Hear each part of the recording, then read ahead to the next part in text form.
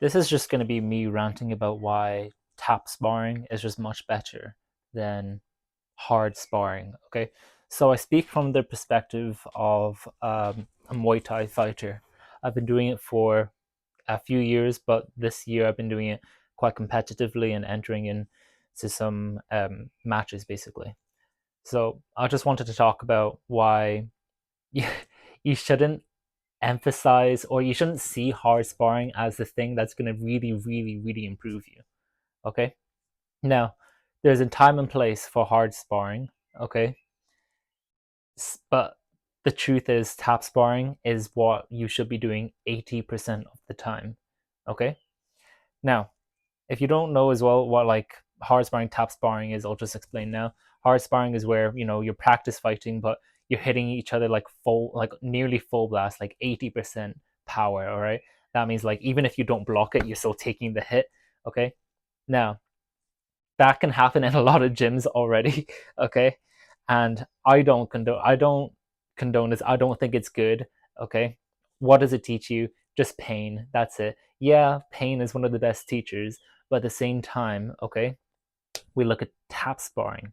Now, Thai fighters, they'll do tap sparring all the time, okay? They might go hard to the body, light to the head, which honestly is like the perfect like middle ground. But I'll speak more about tap sparring right now. So tap sparring, yeah, it's exactly what the name suggests. It's where all contact is like 30-40%. Okay? And then it doesn't do a ton of damage, okay? But it means if you can hit them at 30-40%, you can definitely hit them at 100% because they're not going to be moving at the same speeds. They won't have the same whip in it either. Okay, so if you're doing tap sparring with like your friend and you're able to like land a roundhouse on his stomach, okay, you only did like 30% force. If this was an actual match, you would have hit him in the stomach. Okay, now, I think tap sparring is amazing. I think people should be doing this a lot more, especially like if you love to spar like I do tap sparring. Okay, it's so fun because it's almost like a little game. You can't really hurt each other too much. Okay, it's all like in Muay Thai that we have this like culture of like every time you hit somebody, you're like way, all right, and it keeps it all, like I'm smiling as I even talk about it. Okay, but every hit like you land, you always make that noise. Okay, now ties will do that as well, so it's almost like it's play. Okay, like children, they'll literally, why children learn so quickly. Okay, this is bro science, I'm not gonna lie, but I believe children learn so quickly because they're always in a state of play. Everything is just a game to them, but then as you grow up, nothing's really a game anymore. We take it really, really, really seriously. But if you take like sparring very lightly and that you play around, the ideas that can come to you about like strategies, they just flow naturally and you're just able to execute them. You're not thinking in your head, oh, that hurt. Okay, what am I gonna do? What am I gonna do? All right. You're thinking in your head, oh, okay, maybe I could like this. All right. You're more like feeling what you can do. Okay. You're not, it's more instinctual. This is a very hard thing to explain if you haven't done combat sports. It's all like instinctual. It just kind of comes to you. You can kind of see it before you, especially if you've done some like pad work just like a few minutes before, like 15 minutes before, and then you go into sparring, which also is a really good idea to do if you plan on doing like some tap sparring with your friends and all that. Pad work, then tap sparring. That's what my club usually does. It's quite good, but basically do tap sparring. It's so fun, all right? And especially if you're scared of getting hurt, this is such a good stepping ground into getting to Muay Thai as well because you're learning the form, and if you're able to hit someone with like 30% force, it means like you can build your technique up and it means it'll hurt more in the future. Obviously, don't blast your sparring partners, okay? But in hard sparring, you still need hard sparring eventually, especially if you're very competitive, like when you're going to be doing matches, because you need to know what it's like to actually get that hit when you're hitting the stomach and you're not like panicking. You need to know that like your mental state is still fine. You need to be able to control all of that because fighting in itself it's a very primal state of being you can get into because like you're hitting the head and like you don't know what's happening, but you still must remain calm. Okay, hard sparring is still necessary, but I believe the ratios, it should be like 80% tap sparring, 20% is hard sparring.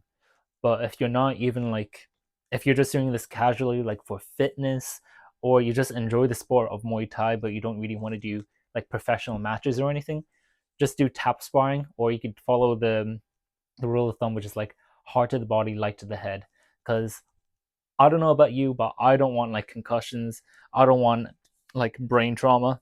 But especially if you have been feeling slightly concussed and like dizzy after like Muay Thai sessions, you gotta speak. Okay, speak to the trainer. Okay, I'm saying this now. Okay, this is a very serious thing. Okay, speak to whoever took the session, like the coach. Say to them, like, damn, I feel really concussed right now. I don't feel good. Okay. Just say it to them because that is not a normal thing. I don't want that to happen to the future generation of fighters. I want people to enjoy this sport, to enjoy combat sports in general, but in actual civil manner. Okay. Combat sports itself obviously is slightly uncivil, but you always enter almost into agreement with your sparring partner to not blast them, but you're learning off of each other. Okay, you should never be looking to win a sparring match, anyways. Okay, you're learning. That's all it is. If you want to win, then do it competitively, but you're not going to do it with your sparring partners. Okay. That was just a mini rant. Oh, okay, that felt good. So I'm trying to think about whether I have anything more to speak about with hard sparring and tap sparring. I think, yeah, to with tap sparring as well. I want to say this is specifically for like Muay Thai, or yeah, specifically for Muay Thai. When you land a head kick, or sorry, when you go for a head kick, all right, just land it on the shoulder, okay, and also like make sure your foot is turned like this way instead of the shin going in, okay, which is what you're told to do. But like when you're doing it in sparring, you might not have been told this, but basically when you're going for a head kick, just slap it with like this side of your foot, okay? So then it lands on the shoulder here. That guarantees like you can't go too hard, okay? Whereas if you turned your foot over, it's very hard to control it. Even if you're very flexible, it's so hard to control that much momentum and not to hurt your partner, especially if their hand is down. You might actually just give them a concussion. So don't do that, okay? And that goes for both hard sparring and tap sparring, okay? Even in hard sparring, you don't want to give, you might be training with people who also want to do a competitive or like a match, like a professional match, but don't give them brain damage beforehand. That's that's such a I feel like that should be very obvious, okay? Just like make sure like you just you have your foot over, okay, and you just land it there. All right, light to the head, always light to the head, and also don't go for the nose. Don't be a dick, basically, in either sparring, okay? You can go hard to the body, just light to the head. Anyways, rant over. That's it. Bye bye.